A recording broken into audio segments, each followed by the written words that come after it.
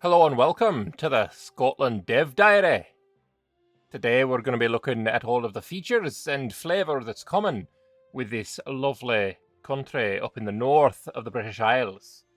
I don't know where this accent is going, so I'm going to stop it now. But welcome to Scotland. Yes, we are looking at the Scotland Tinto flavour. Let's stop doing the accent now because it's probably insensitive. But you know, the Scots have a good sense of humour, so it's probably. Hopefully, I have a Scottish friend. That makes it okay, right? I'm pretty sure. Anyway, Scotland. We're gonna have a look at that today. But before we do, if you wanna, enjoy these Tinto talks, Tinto flavors, Tinto everything that I am putting out, then please hit the subscribe button. Bell notification, I think, works sometimes, and like the video if you like the video.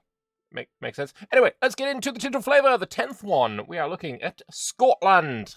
Hello and welcome one more week to Tinto Flavor, the Happy Fridays, in which we take a look at the flavor content of the super secret Project Caesar. Today we'll be showing the content for the Kingdom of Scotland.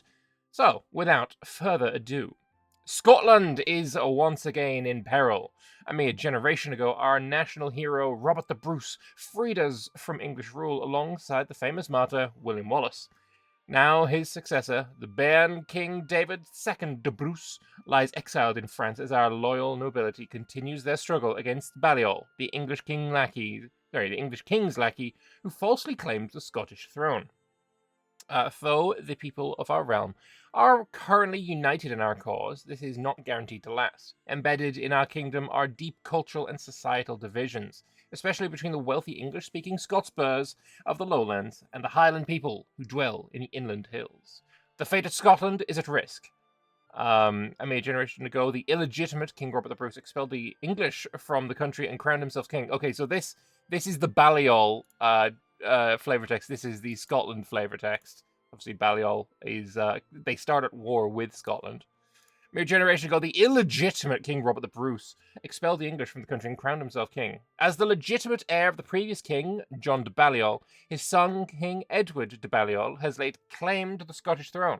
Along with his English-backed supporters, he plans to fight against the usurper and return Scotland to its legitimate ruler. I mean, clearly, Edward de Balliol is the rightful king, right? I mean, that's just a fact. That's just a fact of life.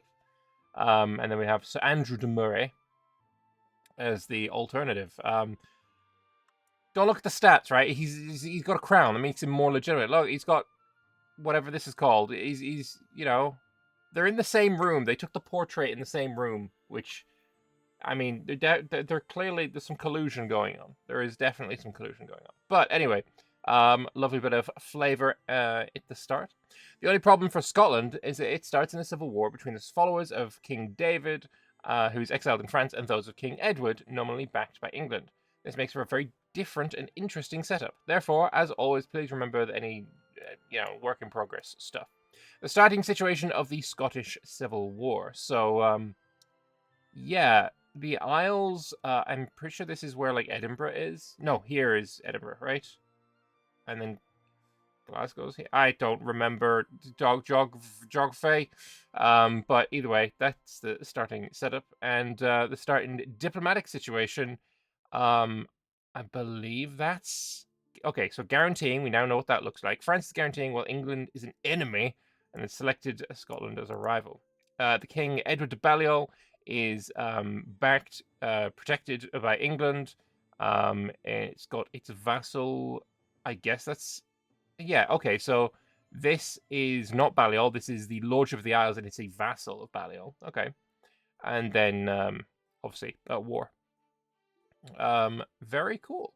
Very cool indeed. Let's start with the content related to the Civil War. Both sides have events available for them, but let's focus on a couple that you get while starting with Scotland. The supporters of the Bruce dynasty. The event will trigger early on. Maybe you can figure out which aspect gets favored, depending on the tutor you pick for the king. I feel like there is an image missing here. Definitely. Let me just refresh, just in case they've added it in the past 10 minutes. Nope. I'll refresh at the end of the video and we'll go back. So we have this one, the King's Educations. Hushed voices in our court whisper that the young King David is not adopting true Scots sensibilities while exiled in France. They fear, upon his return, it will be as if the realm is ruled by a foreigner. True. Clearly, Balliol is the correct option then. So we dispatch an educator from the lowlands to tutor him, send a Highland chieftain to instill a sense of duty and courage. The tutelage of a French courtier is surely the noblest of all. Okay, what I think is this one, and then Aftermath is here. So I don't actually think anything is missing. It's just in the wrong order. This text should be beneath. So the Aftermath of Halidon Hill. Much turmoil has engulfed Scotland in the years since the Battle of Halidon Hill in 1333 saw King David, I believe that is how it's pronounced. It's probably wrong. King David de Bruce was forced into exile in France by the English-backed Edward de Balliol. While de Balliol was reinstated as king following David's de Bruce's exile, soldiers loyal to Sir Andrew de Murray have managed to retake control of most of Scotland and depose de Balliol. While King David is safely a guest in the court of our French allies, de Murray has installed himself as regent until the remaining Balliol holdings can be dealt with. So we'll defeat Balliol and secure King David's reign, and we shall force de Balliol's hand. We notice that King David's name has changed. In the previous event, I selected the second option, the Highlander chieftain, so the cult of the king has changed, and now his name is reflecting that, since it has a different variant available. Oh, that's cool. Okay. Highland chieftain, you get called David, like this. David.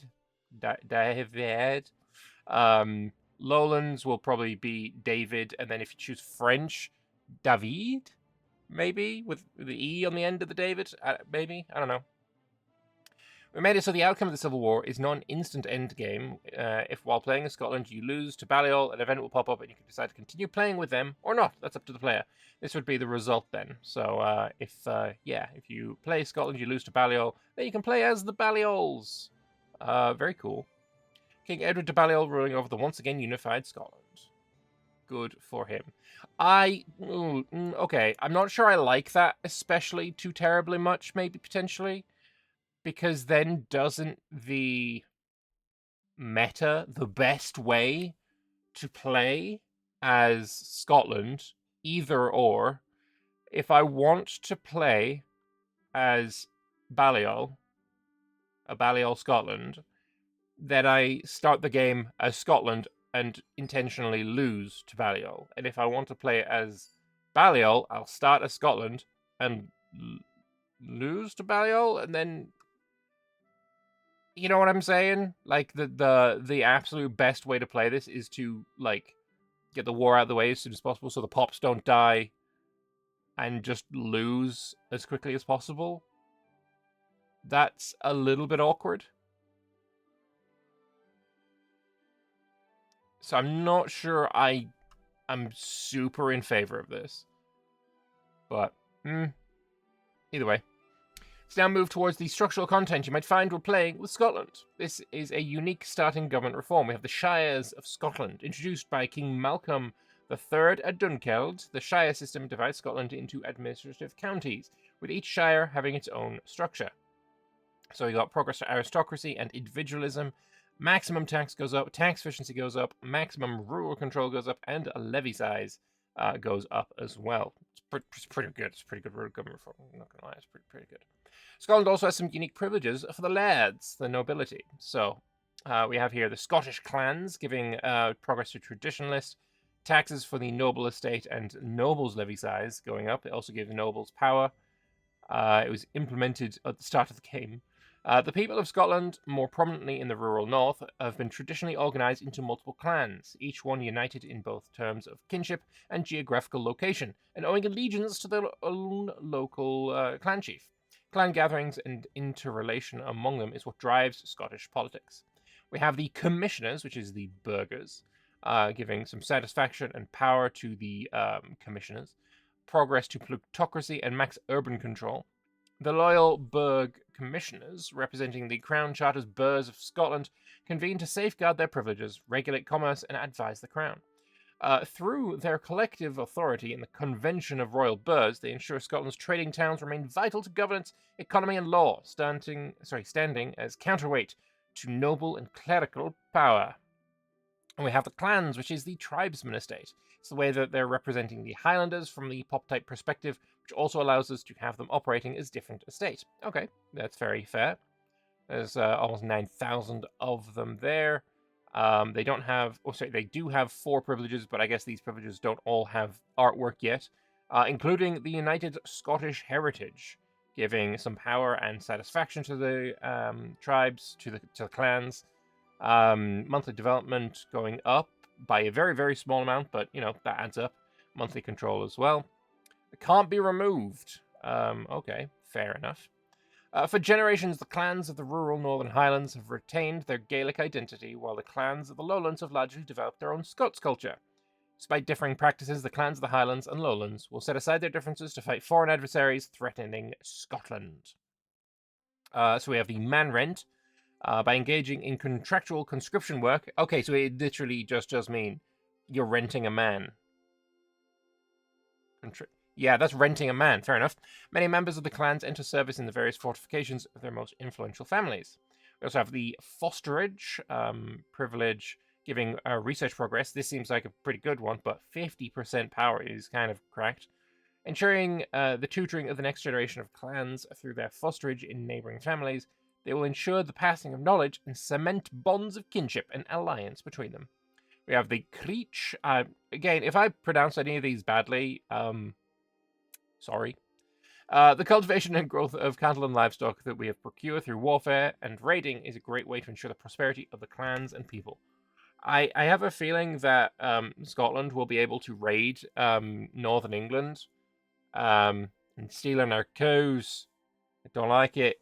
Anyway, there's also a law with 3 different policies. The distribution of Scots clan holdings. So we allow the following policy: direct inheritance distributed by the crown and dynastic holdings. The inheritance of Scot holdings is divided proportional to clan influence, with larger clans receiving more holdings.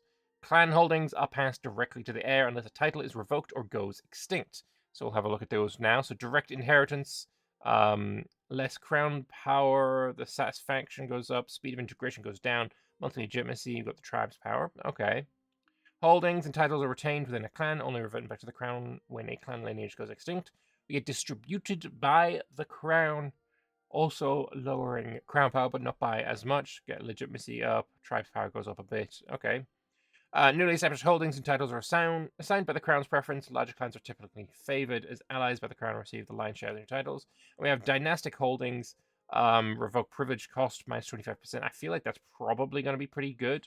We've got crown power there, going up quite a lot. Estates are not going to be happy about it, but they are going to get less rich as well. So, I mean, that's good for us. This seems just like the best one for the state. No holdings and titles default to the ruling dynasty, only rarely being given by the crown to other Scots clans. Okay. We also have 2 unique buildings available. We have the clan seat, giving less noble food consumption. Assimilation goes way down, though. Unrest goes down, and fort level goes up. Requires some stone. Just as a production method, this is like monthly stone, I think. It costs masonry to build as well. Clan seat is a fort constructed out of stone that serves as each clan stronghold. These structures can be utilized by the clans to exert their unique position in our society. We also have the Peel Tower, which is using the first, this is the first time we're seeing the soldier pop being a thing that is needed, required, and used. So it's a defensive fortification, built in age of the first one. Age of feudalism. I forget all the age bloody names. Can be built everywhere. Cities and towns and rural. Gives monthly prosperity, garrison size, and fort level. Requires some stone, some tools, and some basic weaponry and some tar. Costs masonry and lumber to build. So yeah, it's like a early fort. The Peel Tower is a defensive building which enhances the local fortification and makes the land recover from the devastation inflicted during conflicts. That's where the monthly prosperity comes in. Cool. Also, something new. Scotland has available some unique parliament issues later ages, such as the Presbyterian Education Act, progress to humanist, and monthly progress to free subjects. That's kind of nice. If these are the social policies that you are wanting to, societal values that you want to go down towards, which could definitely be a thing. Losing stability to swap over to them, it just makes sense. That's fine. Should establish a school in every parish of our country to further the education of our people. They shall be run by members of the church and be paid by a tax laid upon the landowners of our country. We also have the College of Justice, giving a progress to centralization and change policy cost change. Nice. That's kind of nice. Legal code is currently underdeveloped and does not meet our standards. We should establish a new institution, the College of Justice, to tackle these issues and found a strong legal system. And a bunch of advances. Today we'll show mostly late game ones, since it's been requested by you previously to show more of this type of content. It has been, definitely. Nice to see more late game stuff. And also as an example, a good example of some plausible old historical content. Yes! Good, I want that. I definitely want that. You may notice that the advances that Scotland has available in the Age of Revolutions, which they already had ceased to exist as an independent polity. See the Acts of Union 1707, yep, and they have a historical background. A specific advance for the Balliol ruled Scotland. We have the English-Scottish longbowmen available in the Age of Traditions. That's the age that I was forgetting the name of. And it unlocks Warbows army levies. Very cool. With our ties to England strengthened, we shall incorporate parts of their military tactics into our army and refine these units into a fear-instilling force. So 2% of the valid pops will be raised as Warbows if you have that turned on. Powerful martial longbow, originally developed with great impact against armoured English knights in the Welsh valleys, has been adopted into the military doctrine on either side of the border. So we have our Warbows here. 100 maximum strength, they lose 2 soldier pops now, this is, per month. So that's like twice as large as regulars, I believe. Maybe it isn't, though. Maybe I'm wrong on that. We've got combat power of 1. What else we got in here that might be different? Initiative, flanking ability. It seems all pretty reasonable and on the level. But anyway, we have the Warbows. Powerful martial longbow originally developed with great impact. We've read that already. Okay. It's probably a really good unit type. It's kind of hard to tell because we still don't have just like, this is the basic infantry in this age. And so here, Warbows now compare. Yeah, we just kind of don't know. We have the English Highlander regiments, giving the Scottish Highlander, maybe this is the Gallo class. Recruiting regiments out of the people populating the Scottish Highlands can be a crucial asset in our military efforts. So 10% of the pops will be raised as Scottish Highlanders. Noble clans of the Highlands are an invaluable asset to our military, with our old formations adapted to the age of muskets, which became famous as the Highland Charge. These clansmen will charge at the enemy and deliver a devastating blow to the enemy's morale with their broadswords. So this is 1600, so this is definitely a later game thing. The age, where did it say the age? It did just say the age, didn't it? Age of muskets. So I don't remember what that age is. That feels like an age of Reformation kind of image, but again, I can't remember. So maximum strength of 1600. This is what these individual regiments are now up to this level. Combat power is up, I guess, but I mean, there's more of them as well. Morale damage done, strength damage taken, interesting in there. But yeah, 32 manpower a month. But again, this is on 1600 guys. This is on 100 guys. So that's 2% versus, I don't know, what's 2% of 1600? Someone else can work that out. We have the Scotch whiskey available in the Age of Revolutions. That's what that one is there. Okay. We got the sturdy grains output and the liquor output going up. That seems like something I'm definitely going to be wanting to advance into. While distilleries have existed in Scotland for a long time, we should ensure these industries are put under the proper care of the state. With this, we can establish ourselves at the forefront of liquor production and expand our exporting industry.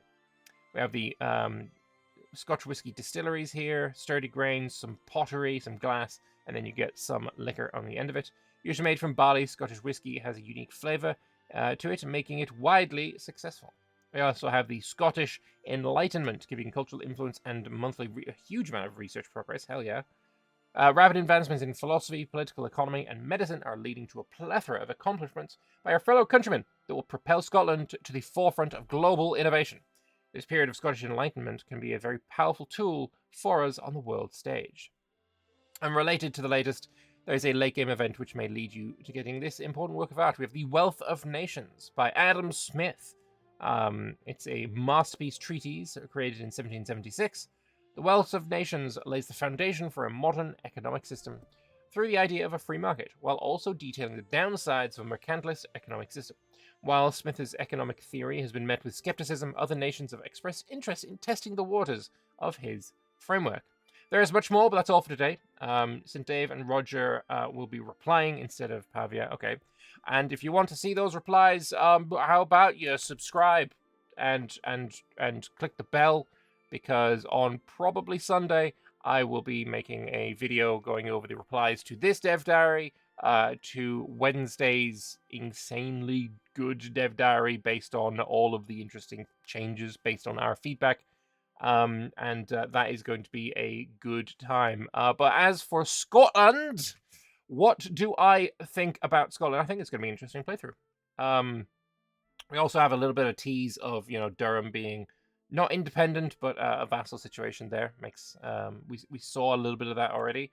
But as for Scotland, I think it's going to be a very fun one. Scotland is a really good nation to seed in a multiplayer, because England tends to be too strong too early. But if you seed a Scotland, then you can, I guess, delay the